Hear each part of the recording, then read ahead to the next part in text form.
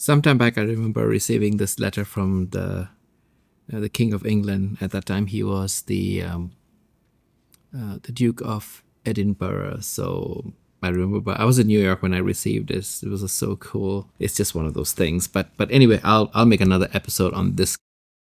This channel is my editing channel, so I really want to talk about printing out certain things. Like these are shots on the BBC.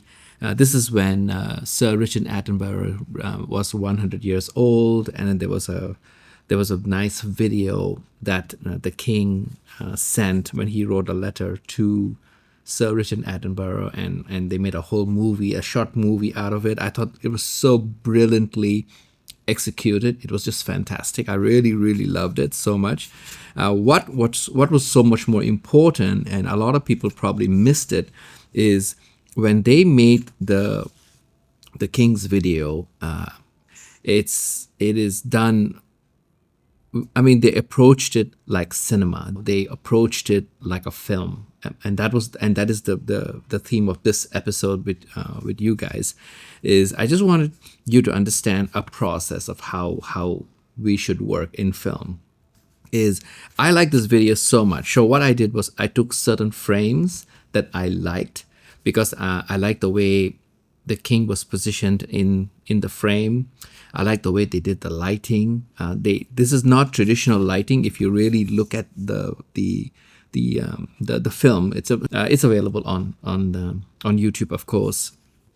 It is brilliantly executed, very, very nice. It's one of my most favorite films on His Majesty, and I'm a big fan of the royal family. Obviously, this is not something that is very common. What I mean is, I take certain things like this very seriously because serious people were involved in making this. People who are super talented. I would love to meet the DP on this shot because I think it was just so nicely done. Every frame was like a painting that moved, which was brilliant. I love it. It was one of my most favorite pieces of film, at least on His Majesty. And I love the way they positioned everything. I'm not sure they repositioned his office. I don't think you're allowed to do that. So they probably went into the venue, right, at the palace. I think this is because the king does not stay at. I'm sorry, he doesn't live at Buckingham Palace. So he is more like on. I think it is Clarence House. I think he stays at Clarence House. So this is probably his office at Clarence House. And I love the large window, and the lighting is coming from the window, but it's positioned. They probably had a couple of reflectors over here to reflect certain things, and I'm sure there was some computer work done on it also because it was very nicely done. I love the way they positioned the camera and how they block certain things. It's just so nicely done. To me, this is my favorite stuff. There's another one from Oral Bax. I think he's a watch collector, and to me these two look very similar in the sense that they look like the same person did it, but no. The Oral Bax one was done many years ago, so I know this is an older video, but I like the way how they did everything. It was very subtle, very very smoothly executed. See, we as filmmakers, right? I'm only speaking to us who are doing film as compared to video, because for video there's during this time I do want to add that the FX5 is being released and everybody's doing such a big boo-ha-ha on it, and I'm sure it's an excellent video in the hands of capable people. I'm sure the work is going to be superb. Of course it's going to be superb, but it's not necessary that you should get yourself such a high-end camera. You can get yourself a decent camera and you can still do it as long as you know how to frame the shot and how to control your light, because that is actually key. These are amazing shots. I actually like it a lot because I like the way the way they approach it like cinema, and I really like that a lot. So what I do is when I see certain things like this, I will actually print them out and I will look at it, study it. It's I forgot who said it in one of the videos I was watching. It was beautifully said. It's called the practiced eye. That means you're training your eye to keep looking at certain things. You're not taking down notes. You just keep watching certain things all the time. So that way, when it's time for you to actually do a shoot, your eye already knows exactly what the framing is going to be, how where the camera has to be. It's not always straight on, it's always at an angle, and it just makes for excellent cinema. And I like that, and I think that's what we should do, that when we are a student of film, is we should try to study excellent work, because excellent work is available all around us. When I was in school, there was no YouTube or Facebook or anything of that sort. Now, anything you want, you just turn on YouTube, and for free, it's all there. I mean, you're watching this episode right now, and I'm highlighting certain things in this lesson, so to speak, that I'm hoping that you will, be like, oh, well, that's interesting. I like something like that.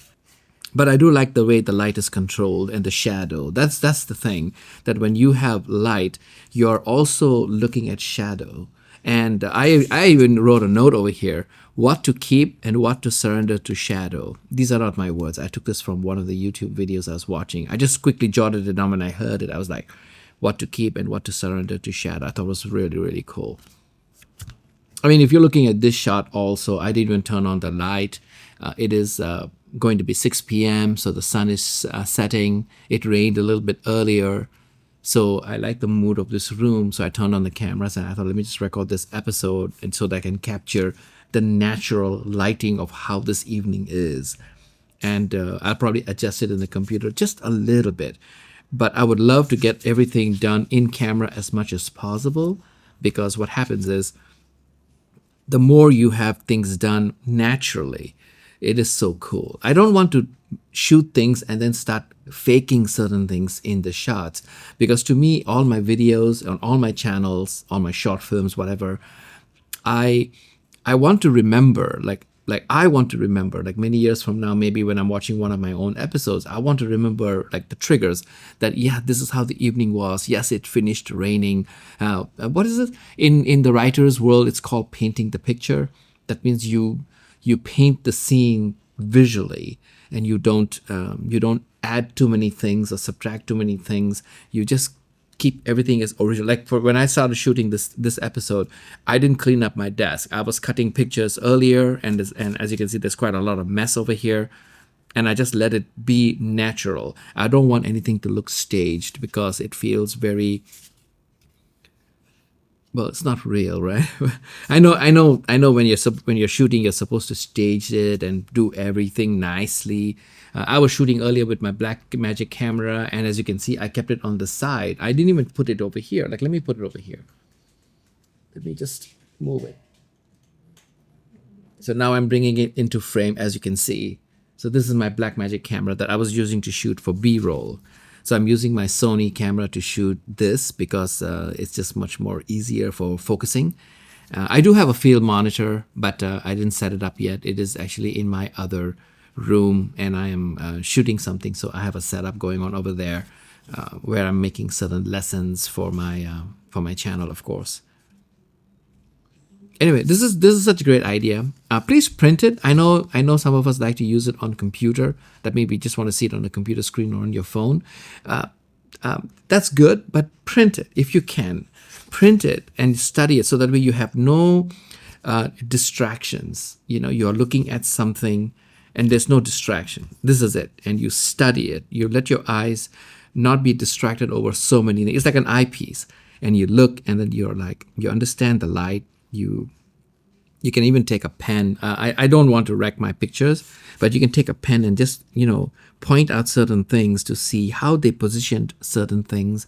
How did they make the scene look so nice that makes every frame in this short film that they made on His Royal Highness is so beautiful. Like every single thing is I mean, you should watch it. It's just fantastic. It's just beautifully done, right from start to end.